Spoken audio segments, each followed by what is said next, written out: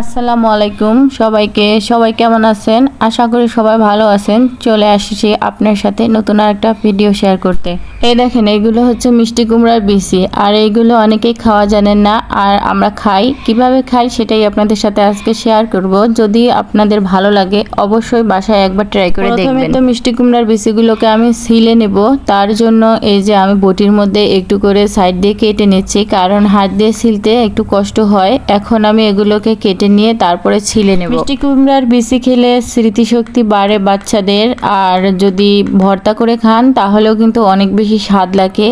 চেটেপুটে ভাত খেতে পারবেন অনায়াসে 1 প্লেট। আমি তো মিষ্টি কুমড়া নিয়ে আসলেই আগে বিচিগুলো নিয়ে ধুয়ে শুকিয়ে রাখবো, তারপরে সময় করে ছিলে নিয়ে ভর্তা বানিয়ে ভাত খেয়ে ফেলবো। তো চলেন এখন আমি বিচিগুলো কিরকম করে হাত দিয়ে ছিলি সেটাই আপনাদেরকে দেখাই। এই যে বটির মধ্যে এরকম করে এখন আমি বিচিগুলো কেটে নিচ্ছি। বেশি শুকাবেন না, বেশি শুকালে কিন্তু বিচিগুলো ভেঙে যাবে, ভেতর থেকে একদম বের হয়ে আসতে যাবে না, ভেঙে যাবে। দেখেন আমি এখন এই যে বটির মধ্যে কিরকম করে কেটে তারপরে আমি হাত দিয়ে এগুলোকে ছিলে নিচ্ছি। এইরকম করেই আপনারাও বাসায় চেষ্টা করে দেখবেন, আর একবার খেয়ে দেখবেন। না খেলে কিন্তু অনেক বড় মিস করে ফেলবেন। এটা যেন ভর্তা নয়, অন্যরকম স্বাদের একটা রেসিপি।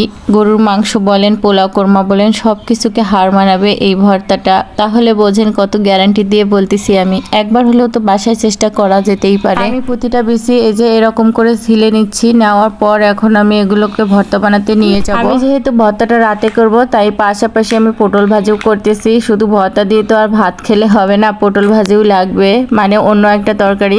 আমার ভর্তার সাথে ভাজি ভুজি হলেই বেশি ভালো লাগে, তাই পটল ভাজি করতেছি। এখনকার পটলগুলো কেন জানি বেশি একটা সেদ্ধ হতেই চায় না, তাই যদি খেতে ভালো না লাগে তাই ডিমও রাখছি, ডিম ভাজি করব। এখন আমি চামচ খুঁজতেছি যে চামচ দিয়ে। দেখেন এত গরমের মধ্যে রান্না করতেছি, তারপরেও আমার এই ভিডিওতে মনিটাইজেশন অন হবে না, কারণ আমি এখনো গুগল অ্যাডসেন্স অ্যাড করতে পারিনি। আপনাদেরকে বললাম, যদি কারো জানা থাকে তারা অবশ্যই আমাকে কমেন্ট করে জানাবেন কিভাবে গুগল অ্যাডসেন্সে মনিটাইজেশন করতে হয় বা ইউটিউবের সাথে লিংক অ্যাড করতে হয়। আমি পারতেছি না, কোনোভাবেই সম্ভব হচ্ছে না। জানি না ভিডিও করাই শুধু হবে কি না, আমার মনে হয় আর সাকসেস হবে না। এতদিন থেকে তিল করে গড়ে তোলা একটা ইউটিউব চ্যানেল, অনেক কষ্ট করে ভিডিও করে এডিট করে আপনাদের কাছে ছাড়ি, তারপরেও ভালো মতো ভিউ হয় না। এখন যদি একটু ভিউ আসতেছে বা একটু মনিটাইজেশন অন করতে পারছি, শুধু অ্যাডসেন্স অ্যাকাউন্ট যোগ করার কারণে আমি আমার চ্যানেলটাকে মনে হয় দাঁড় করাতে পারবো না। যদি অ্যাডসেন্স অ্যাকাউন্ট আমি সেট না করতে পারি তাহলে শুধু আমার চ্যানেলে ভিডিও করাই হবে আর ভিডিও আপলোড করাই হবে, ভিউ আসবে, কিন্তু কখনো আমার চ্যানেল মনিটাইজড অন থাকবে না,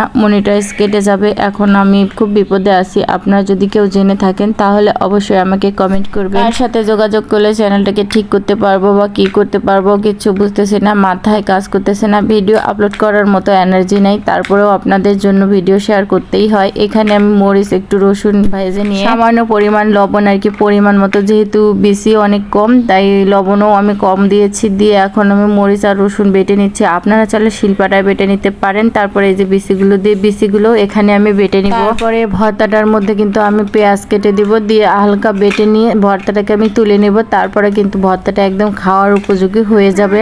তো আজকের ভিডিওটা এ পর্যন্তই। ভিডিও ভালো লাগলে লাইক কমেন্ট করে পাশে থাকুন। আল্লাহ হাফেজ।